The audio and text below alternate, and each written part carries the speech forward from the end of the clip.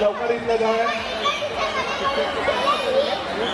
माननीय रवींद्रजी चव्हाण यांचं इथे हार्दिक स्वागत करतो. त्यांनी व्यासपीठावर यावं असे त्यांना मी विनंती करतो.